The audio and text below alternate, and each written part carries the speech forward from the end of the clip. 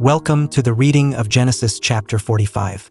In this pivotal moment, Joseph can no longer hide his identity and reveals himself to his brothers, forgiving their past betrayal. He shares God's plan to save their family through the famine, and Pharaoh offers them the best of Egypt. This chapter radiates themes of forgiveness, reconciliation, and divine providence. Let's begin the reading. Then Joseph could no longer control himself before all his attendants, and he cried out, "Have everyone leave my presence." So there was no one with Joseph when he made himself known to his brothers. And he wept so loudly that the Egyptians heard him, and Pharaoh's household heard about it. Joseph said to his brothers, "I am Joseph. Is my father still living?" But his brothers were not able to answer him, because they were terrified at his presence. Then Joseph said to his brothers, "Come close to me." When they had done so, he said, "I am your brother Joseph, the one you sold into Egypt. And now, do not be distressed and do not be angry with yourselves for selling me here, because it was to save lives that God sent me ahead of you. For 2 years now there has been famine in the land, and for the next 5 years there will be no plowing and reaping. But God sent me ahead of you to preserve for you a remnant on earth and to save your lives by a great deliverance. So then it was not you who sent me here, but God. He made me father to Pharaoh, lord of his entire household and ruler of all Egypt. Now hurry back to my father and say to him, 'This is what your son Joseph says. God has made me lord of all Egypt. Come down to me, don't delay. You shall live in the region of Goshen and be near me. You, your children and grandchildren, your flocks and herds, and all you have. I will provide for you there, because 5 years of famine are still to come. Otherwise you and your household and all who belong to you will become destitute.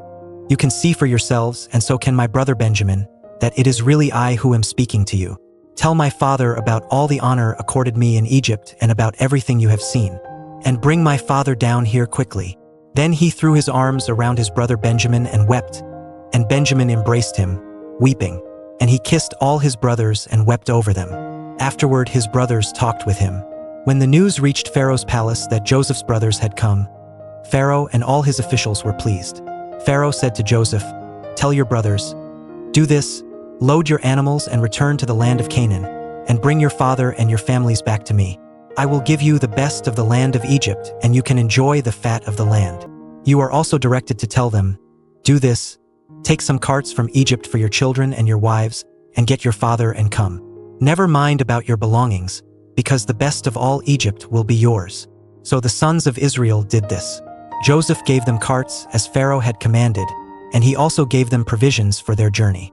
To each of them he gave new clothing, but to Benjamin he gave 300 shekels of silver and 5 sets of clothes. And this is what he sent to his father: 10 donkeys loaded with the best things of Egypt, and 10 female donkeys loaded with grain and bread and other provisions for his journey. Then he sent his brothers away, and as they were leaving he said to them, "Don't quarrel on the way." So they went up out of Egypt and came to their father Jacob in the land of Canaan. They told him, "Joseph is still alive. In fact, he is ruler of all Egypt." Jacob was stunned. He did not believe them. But when they told him everything Joseph had said to them, and when he saw the carts Joseph had sent to carry him back, the spirit of their father Jacob revived. And Israel said, "I'm convinced. My son Joseph is still alive. I will go and see him before I die." That was the reading of Genesis chapter 45. Through Joseph's revelation and forgiveness, we see God's providence turning betrayal into salvation.